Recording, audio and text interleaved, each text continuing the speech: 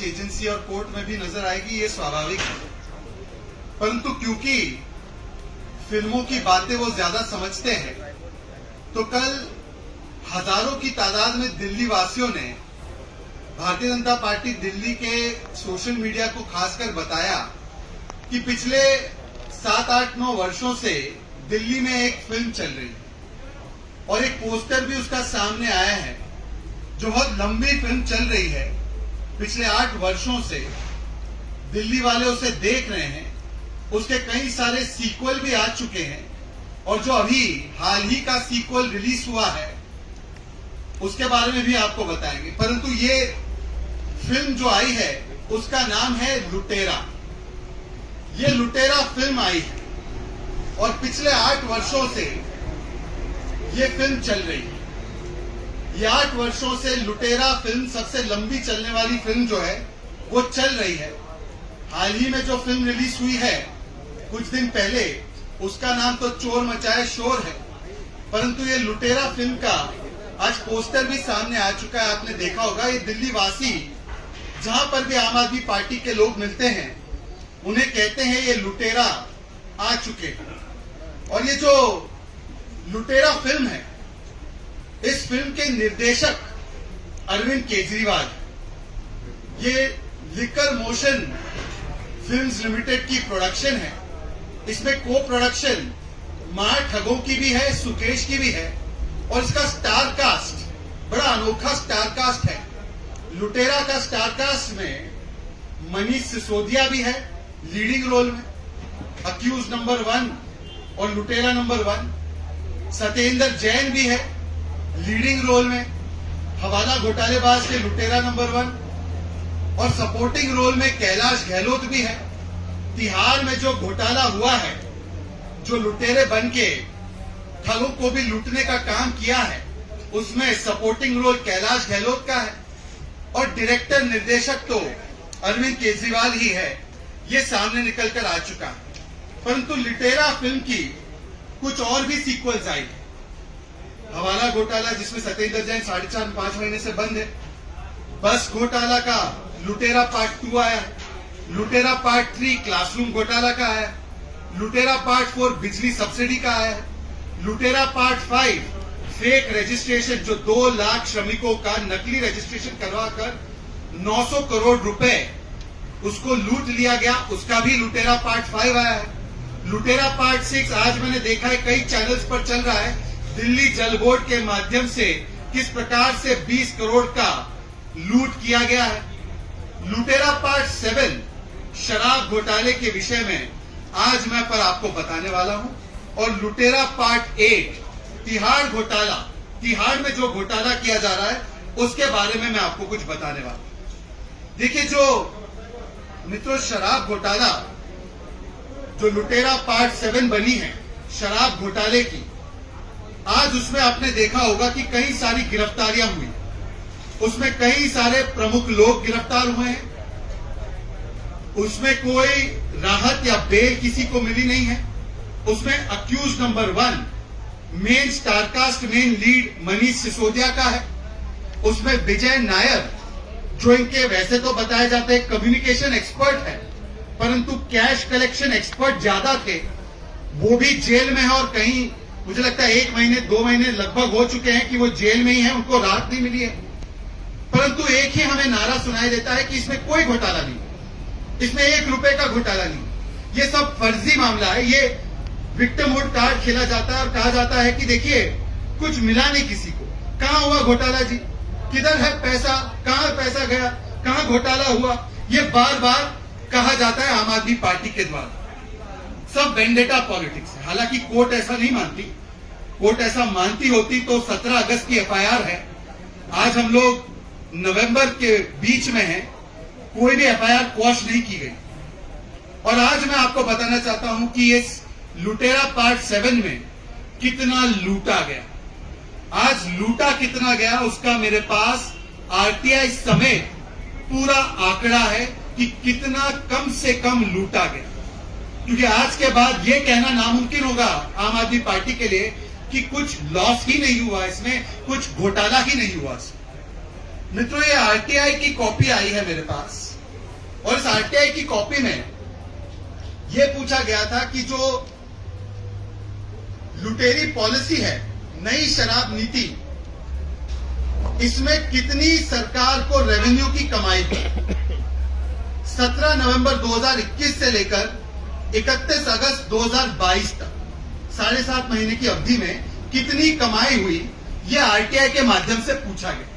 तो जवाब दिल्ली सरकार की तरफ से ही आया है कि इस कार्यकाल में, इस कालखंड में 5036 करोड़ रुपए दिल्ली की सरकारी खजाने में अरविंद केजरीवाल की तथाकथित world's best policy, world's best शराब पॉलिसी, इसके तहत सरकारी खजाने में आया। अब उसके बाद आपको याद होगा कि सितंबर महीने में, सितंबर 2022 में इस पॉलिसी को खत्म करके पुरानी पॉलिसी पर जाने का काम अरविंद केजरीवाल की सरकार ने किया। एक तरीके से तो स्पष्ट ही हो गया कि इसमें भ्रष्टाचार हुआ है, क्योंकि अगर भ्रष्टाचार नहीं हुआ होता तो आप नई पॉलिसी, जो वर्ल्ड्स बेस्ट पॉलिसी थी, उसको रोककर पुरानी पॉलिसी, जिसके खिलाफ आप कई वर्षों तक बोलते रहे, वो नहीं करते। पर सितंबर 2022 में जब पुरानी पॉलिसी को लागू किया गया फिर से एक बार, तो उसमें एक महीने में सरकारी आंकड़े के हिसाब से 760 करोड़, 768 करोड़, 768 करोड़ की कमाई हुई। इसका मतलब क्या हुआ?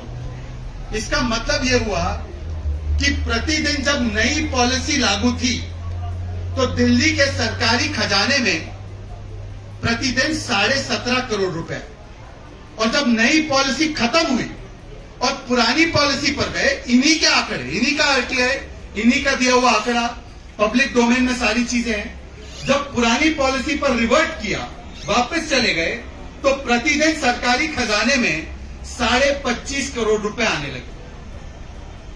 नई पॉलिसी, वर्ल्ड्स बेस्ट पॉलिसी, कमाई 17.5 करोड़ रुपए, पुरानी पॉलिसी जो फिर से लागू की गई, कमाई 25.5 करोड़ रुपए प्रतिदिन, उन्हीं के आंकड़ों के हिसाब से। मतलब कि डिफरेंस प्रतिदिन कमाई में, सरकारी रेवेन्यू में, खजाने में 8 करोड़ का।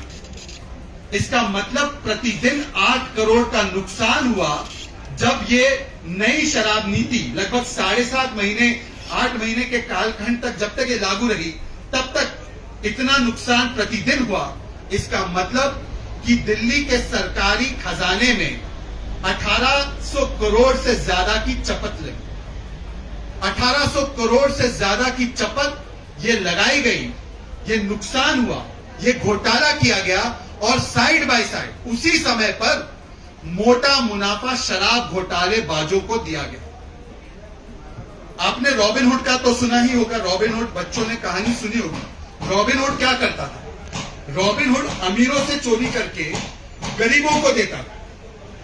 ये दिल्ली सरकार के लुटेरे, ये रिवर्स रॉबिनहुड थे।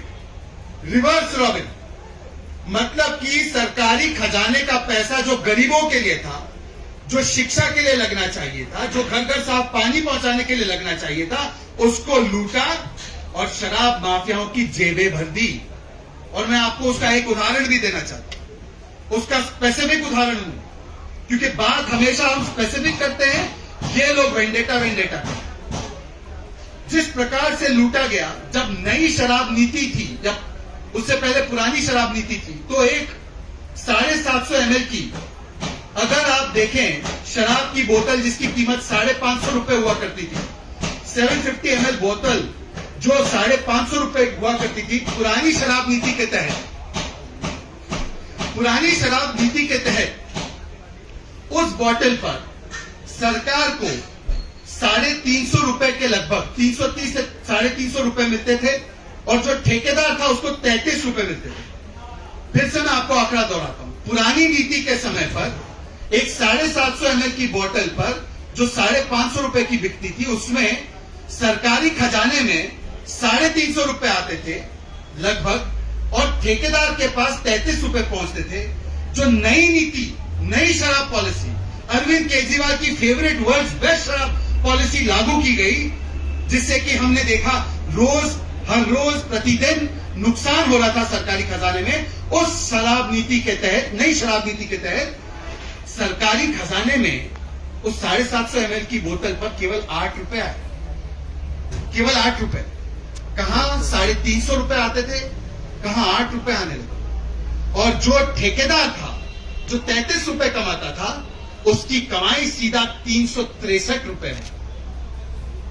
आप इससे समझ सकते हैं कि किस प्रकार से ये जो 1800 करोड़ का नुकसान हुआ 7.5 महीने में, वो किसकी जेबें भरने में गया और किसकी जेब से निकला, ये आपके सामने आंकड़ों सहित पब्लिक डोमेन में जो आंकड़े इन्हीं की सरकार ने दिए उसके सहित और आरटीआई के सहित हमने रखा है। और आपके सामने ये लुटेरा नंबर 7 शराब घोटाले के लुटेरों का रिवर्स रॉबिनहुड वाला मॉडल आपके सामने आया कि गरीबों से पैसा लिया, ठेकेदारों की जेबें भरी। और इसीलिए जब हम शराब घोटाले पर कुछ सवाल लगातार पूछते हैं, आपको याद होगा वो सवाल नंबर 1, अगर शराब घोटाला नहीं हुआ भाई, तो आप नई नीति को कैंसिल करके पुरानी पॉलिसी पर क्यों चले गए? कोई ऐसा करता है? अगर अच्छी पॉलिसी हो, भरपूर कमाई हो रही हो, अब मैं कल भी बयान सुन रहा था, वो कहते पंजाब में बहुत अच्छी चल रही है जी, पंजाब में तो बहुत बम्पर रेवेन्यू आ रहा है जी, उसके बारे में भी कभी ना कभी खुलासा होगा। पर तो इतनी बढ़िया पॉलिसी थी, तो पुरानी पॉलिसी पर क्यों चले गए? इसका मतलब कि अरविंद केजरीवाल ने खुद कहा है, खुद साबित किया है कि भ्रष्टाचार तो हुआ, इसलिए पुरानी पॉलिसी पर। दूसरा स्पेसिफिक सवाल, इस पॉलिसी के तहत, याद होगा आपको ये सवाल हमने बार बार राष्ट्रीय मंच से भी उठाए थे, मैन्युफैक्चरिंग कंपनी और ब्लैक लिस्टेड कंपनी को क्यों आने दिया? तीसरा सवाल, जो ब्लैक लिस्टेड कंपनीज थी उनको शो कॉज नोटिस जारी किए गए थे आप ही की सरकार के, आप ही के विभाग के द्वारा अक्टूबर 2021 में, उस पर क्या कार्रवाई की गई? सवाल नंबर 4, 2.5% से 12% कमीशन क्यों बढ़ाई गई? वो इसलिए बढ़ाई गई, 2 स्टिंग ऑपरेशन भी सामने आए थे। ये 12% कमीशन जो गया, उसमें से 6% कमीशन वापिस आया घूस भ्रष्टाचार कमीशन के नाम पर इन लोगों के पास। और यही कैश कलेक्टर्स थे, ये विजय नायर एंड कंपनी, ये लोग कैश कलेक्ट करते थे और मनीष सिसोदिया से लेकर आम आदमी पार्टी के नेताओं को देते थे। और ये सारा पैसा पंजाब के चुनाव में, गोवा के चुनाव में लगा। और मुझे तो बताया गया है कि महात्मा गांधी जी के राज्य गुजरात में भी यही पैसा हवाला के माध्यम से भेजा जा रहा है। इस सवाल का जवाब मिलना चाहिए। अभी कुछ हाल ही में गुजरात पुलिस ने पकड़ा भी है आम आदमी पार्टी के लोगों को, कन्फेशन भी सामने आया है कि यही शराब नीति का, भ्रष्टाचार का पैसा हवाला के माध्यम से बापू के गुजरात में चुनाव लड़ने के लिए इस्तेमाल किया जा रहा है। क्या आपने लाइसेंस पीरियड जो है शराब घोटालेबाजों का, माफियाओं का, इसको बढ़ाने के लिए अवैध निर्णय लिए थे? वो भी कोविड के पीक टाइम पर मनीष सिसोदिया जी, जब आपके पास ये अधिकार क्षेत्र नहीं था। क्या आपने बिना अधिकार क्षेत्र सारे कानूनों को तख्त पे रखते हुए 144 करोड़ का वेवर भी दिया और 30 करोड़ रुपए की एयरपोर्ट जोन वाले व्यक्ति को, लाइसेंसी को ईएमडी भी दे दी, जबकि आप नहीं कर सकते थे? 50 रुपए प्रति क्रेट का डिस्काउंट भी इंपोर्टेड बियर पर दिया गया, वो भी कानून तोड़कर दिया गया। 2 स्टिंग ऑपरेशन भी सामने आए, सारे मीडिया चैनल्स ने बताया। और इससे क्या साबित होता? अभी अभी मैंने आपके सामने बताया है कि सरकारी खजाने को कम से कम 1800 करोड़ की चपत लगाई, ठेकेदारों की जेबें भरी, गरीबों का पैसा लूटा इस लुटेरे ने और इन शराब माफियाओं को दिया और कमीशन खाए जो पंजाब, गुजरात, गोवा चुनाव में इस्तेमाल हो। और आप देखिए एक और, जब ये सारा मामला सामने आ रहा है, जब कोर्ट से राहत नहीं मिल रही है, जब एक के बाद एक लोग गिरफ्तार हो रहे हैं, पूछताछ हो रही है, सारी बातें सामने आ रही है, कुछ अप्रूवर बन रहे हैं, कुछ डिसअप्रूव कर रहे हैं उनके एक्शंस को, तो फिर पता चलता है कि लुटेरा नंबर 7 शराब घोटाले का लुटेरा, जिसकी फोटो आप देख सकते हैं, बाइक पर सवार है, वो प्रोफेशनल क्रिमिनल की तरह, एक प्रोफेशनल क्रिमिनल जैसे जांच दबाता है, वैसे एक प्रोफेशनल क्रिमिनल की तरह फाइलें मंगवाता है पेन ड्राइव पे। यह आपने देखा होगा, एक कागज सामने आया है, ये सभी चैनल्स ने दिखाया। मनीष सिसोदिया अपने ओएसडी के माध्यम से शराब घोटाले की फाइलें मंगवाते हैं, वो भी पेन ड्राइव। सोचिए, पेन ड्राइव में फाइल क्यों मंगवा रहे? और 140 फोन, जो 34 इंपॉर्टेंट लोग हैं जिनके 140 फोन, उसका डिजिटल एविडेंस नष्ट किया जा रहा। यह भी कोर्ट के सामने बात रखी है जांच एजेंसी ने, कोई ये उल्टी फिरती बात नहीं। आपने ही रिपोर्ट किया है कि किस प्रकार से कोर्ट को बताया गया है कि एक तो अक्यूज नंबर 1, लुटेरा नंबर 7, मिस्टर मनीष सिसोदिया, लुटेरा पार्ट 7 के मेन स्टार, वो कहते हैं फाइलें मुझे दे दो, मैं इस जांच को दबाऊंगा, मैं इस जांच को बंद करवा दूंगा, मैं जांच नहीं होने दूंगा। और फिर 140 फोन्स के साथ छेड़खानी भी करते हैं। अब कल्पना कीजिए, आप लोग सब बहुत पत्रकारिता में माहिर लोग बैठे हैं, अगर लालू प्रसाद यादव चारा घोटाले की फाइलें मंगवा दे उनकी सरकार के पास से, ये किस औचित्य से मंगवाए? क्या Lalu Prasad Yadav free and fair जांच के लिए मंगवाएंगे? जैसे लालू प्रसाद यादव किस मकसद से अगर मंगवाएंगे चारा घोटाले की फाइलें, आप सभी लोग समझ सकते हैं। वैसे यहां का लालू प्रसाद यादव किस प्रकार से फाइलें मंगवा रहा था और क्यों मंगवा रहा था, यह भी आप भली भांति समझ सकते हैं, जान सकते हैं। तो लुटेरा मनीष सिसोदिया जांच दबाने के लिए ये फाइलों को मंगवा रहा था और जांच को प्रभावित करने के लिए फोन्स के साथ छेड़खानी भी कर रहे थे। और देखिए, एक और सहयोग, एक मंत्री तिहाड़ के बाहर, मनीष सिसोदिया, वो तिहाड़ के बाहर बैठकर अपनी ऑफिशियल पोजीशन, मंत्री है, उसको अब्यूज करता है। कैसे अब्यूज करता है? फाइलें मंगवाता है। क्यों मंगवाता है? सैबोटाज करने के, ऑब्स्ट्रक्ट करने के, इंटरफेयर करने के लिए इन्वेस्टिगेशन प्रोसेस के साथ, जो जुडिशरी के सामने भी। और दूसरा सहयोग देखिए, तिहाड़ के अंदर भी एक लुटेरा, तिहाड़ के अंदर भी एक मंत्री, वो भी अपनी ऑफिशियल पोजीशन को अब्यूज करता है, मिसयूज करता है, उगाही करने। ये कैसा मॉडल है? तिहाड़ के अंदर भी अब्यूज ऑफ पावर, तिहाड़ के बाहर भी अब्यूज ऑफ पावर। क्या इसीलिए अरविंद केजरीवाल जी आपने इन लोगों को मंत्री पद से हटाया नहीं था? पुराने दिन याद आते हैं, वो क्लिप वायरल होती है IAC के दिन, जब ये अन्ना हजारे जी को अपना आदर्श मानते थे। आजकल तो लालू जी को मान रहे होंगे। जब अन्ना हजारे जी को आदर्श मानते थे तब कहते थे, देखिए जी, पहले इस्तीफा फिर जांच। ये सबके लिए पैमाना सेट किया था, अपने लिए भी किया था। और आज कहते हैं, नहीं जी, नो इस्तीफा और दबाएंगे जांच।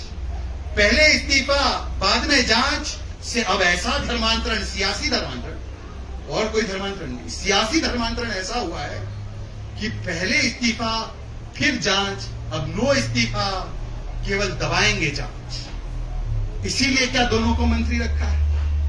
और देखिए, मंत्री रहते रहते अब 5 कन्फेशन लेटर सामने आ चुके, 5 कन्फेशन।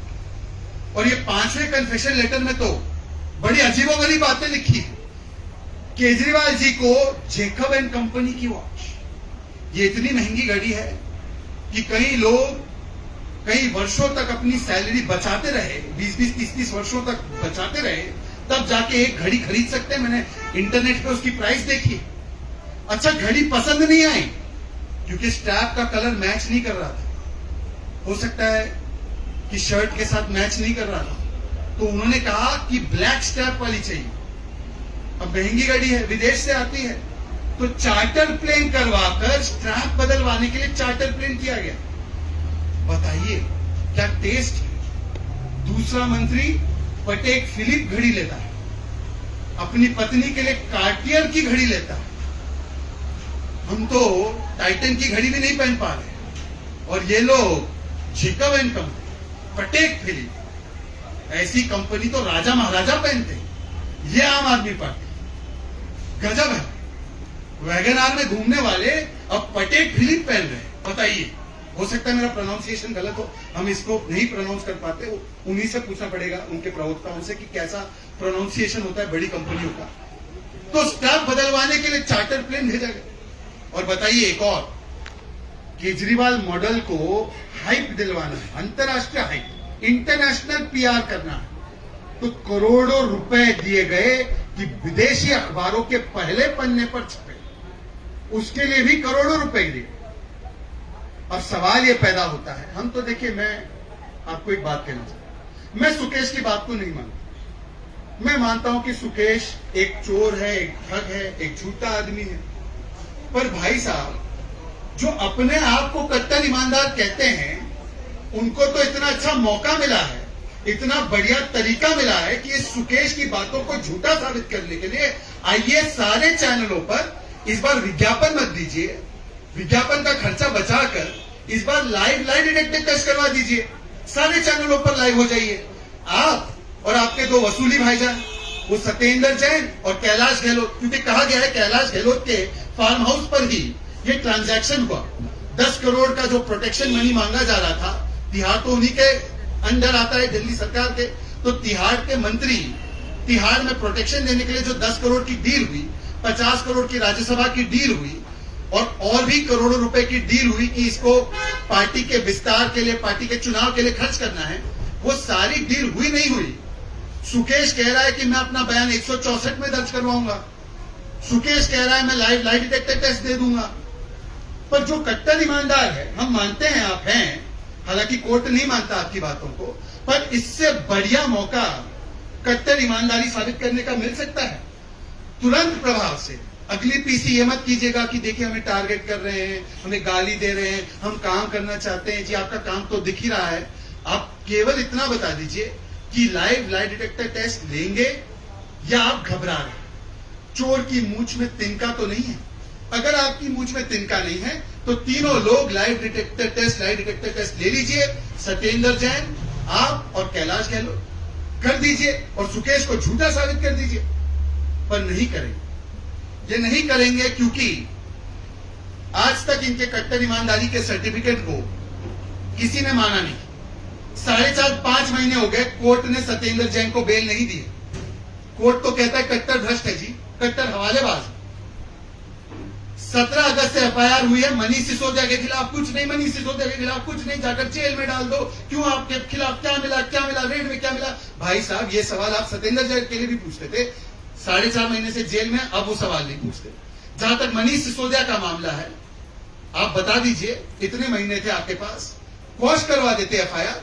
अगर ये पक्की बात है कि वो बेईमान नहीं है, तो कोर्ट में जाकर खड़े होकर कहते कि विजय नायर बेगुनाह है, इसको भी छोड़ दो, जो बाकी अरेस्ट हुए हैं शराब घोटालेबाज, ये सारे बेगुनाह हैं, ये देखिए कोई बेईमानी नहीं हुई, कोई भ्रष्टाचार नहीं हुआ, कोर्ट से राहत मिल जाती है आपको। कोर्ट तो कम से कम वेंडेटा नहीं कर रहा।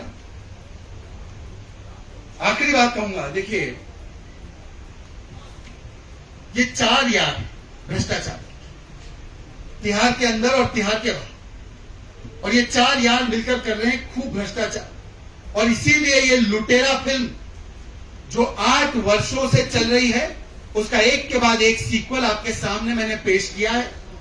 अब लुटेरा पार्ट 7 शराब घोटाला के मुख्य किरदार और लुटेरा पार्ट 8 तिहाड़ में घोटाले के मुख्य किरदार सत्येंद्र जैन, कैलाश गहलोत पर अरविंद केजरीवाल जी क्या कार्रवाई करेंगे, उसका सीधा सीधा जवाब दें, इधर उधर की बातें ना करें, और इसका स्पष्ट तरीके से हमें जवाब चाहिए, क्योंकि इसके बाद हो सकता है अगली प्रेस कॉन्फ्रेंस में चोर मचाए शोर, यही वाला पोस्टर शायद सामने आ जाए। उसी के सिलसिले में हमारे साथ मंच पर दिल्ली के लीडर ऑफ ऑपोजिशन, नेता प्रतिपक्ष और हमारे वरिष्ठ नेता रामवीर सिंह बिदुड़ी जी हमारे साथ हैं। मैं उनसे आग्रह करूंगा कि आज की प्रेस वार्ता को संबोधित करें।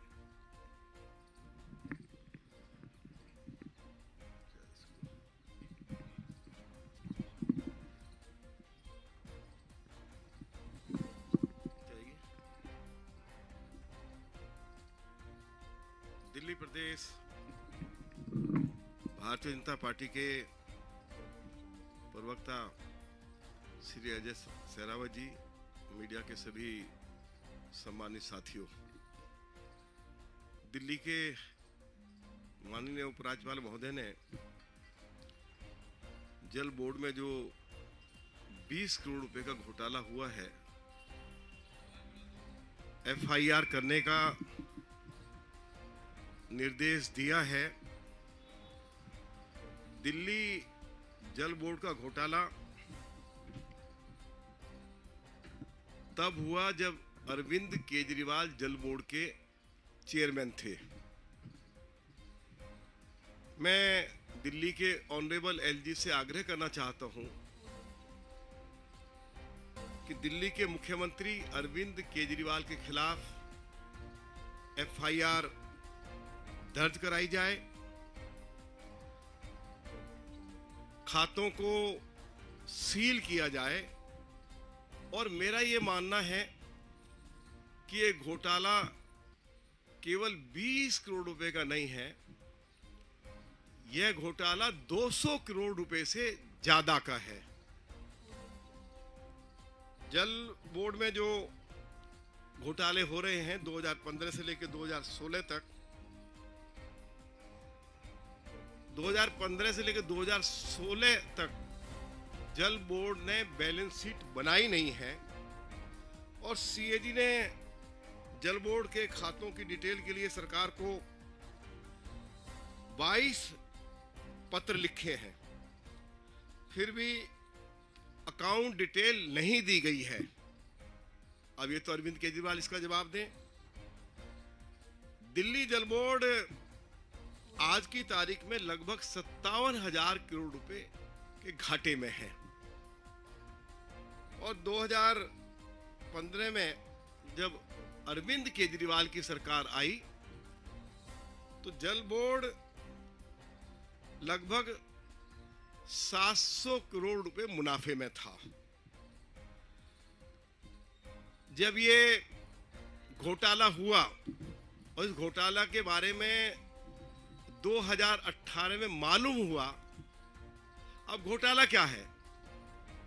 घोटाला है कि दिल्ली जल बोर्ड के जो बिल, पानी के बिल जो उपभोक्ताओं को आते हैं, कॉरपोरेशन बैंक ऑफ इंडिया के साथ अनुबंध हुआ कि कॉरपोरेशन बैंक जो बिल्स हैं उनको कलेक्ट करेंगे और उनको उसके बदले में पर बिल 5 रुपया कमीशन दिया जाएगा। अब जब 2018 में ये मालूम हुआ कि कॉरपोरेशन बैंक को जो भी कलेक्शन आई है 24 घंटे के अंदर जल बोर्ड के पास उसको उस पैसा को जमा करना था, जल बोर्ड को 24 घंटे के अंदर वो पैसा दिया नहीं गया और कॉरपोरेशन बैंक ने जो है फर्जी बोगस खातों में उस पैसे को जमा करा दिया। जब 2018 में अरविंद केजरीवाल को ये मालूम हो गया कि इसमें घोटाला हुआ है, तो यदि अरविंद केजरीवाल पाक साहब थे तो उसी समय उनको एफआईआर करानी चाहिए थी। अरविंद केजरीवाल ने एफआईआर तो कराई नहीं। जो कॉरपोरेशन बैंक के साथ अनुबंध हुआ था उसको 2 साल के लिए और बढ़ा दिया और कमीशन 5 रुपए से बढ़ाकर 6 रुपया कर दिया।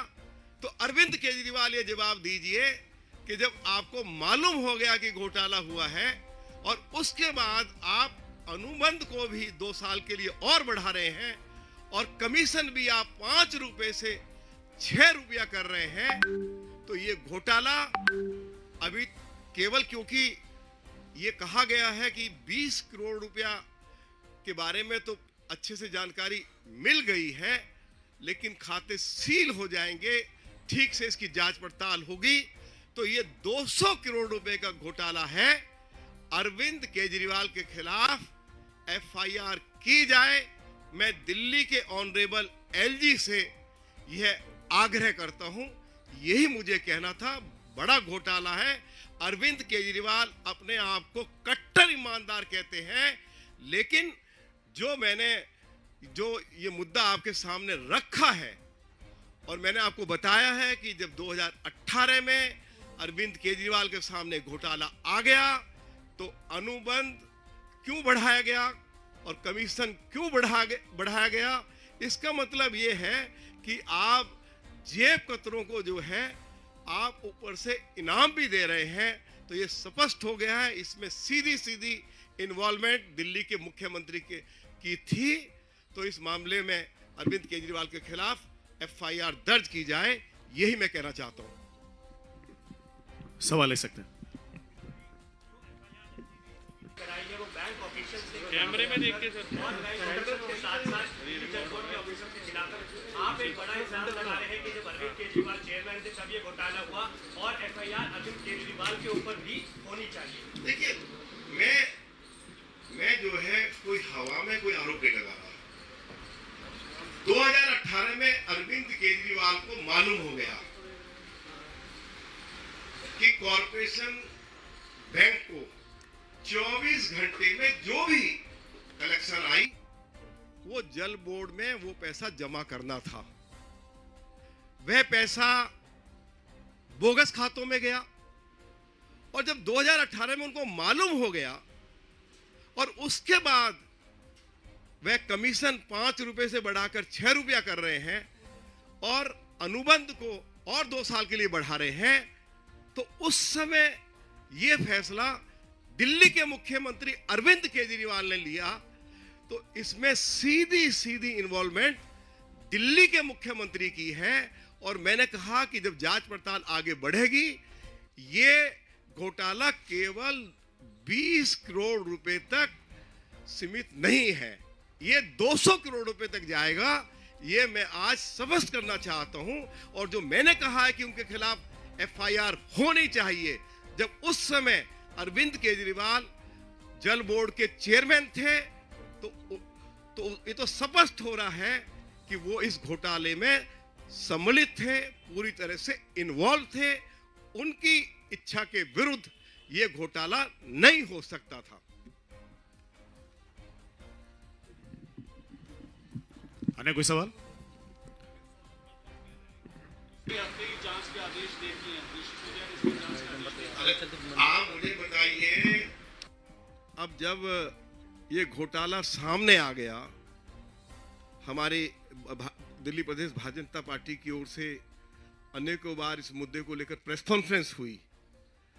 तो ये बताएं, जो आज वो कह रहे हैं कि जांच के आदेश दे दिए हैं, अरे भाई घोटाला जब 2018 में उसके बारे में जब जानकारी दिल्ली के मुख्यमंत्री के पास आ गई, तो क्या जवाब है सौरभ भारद्वाज के पास?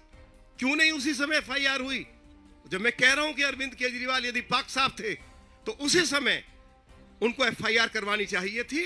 FIR ना करवा के उन्होंने, जैसे मैंने कहा, कि अनुबंध को और 2 साल के लिए बढ़ा दिया और कमीशन 5 रुपए से बढ़ाकर 6 रुपया कर दिया गया।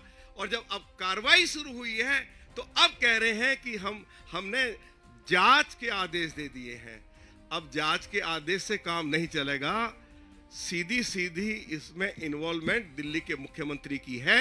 मुख्यमंत्री के खिलाफ FIR हो, जांच हो, और दिल्ली के मुख्यमंत्री को जब जांच शुरू होगी तो इन्वॉल्वमेंट उनकी प्रूव होगी, तो उनकी गिरफ्तारी भी तय हो जाएगी।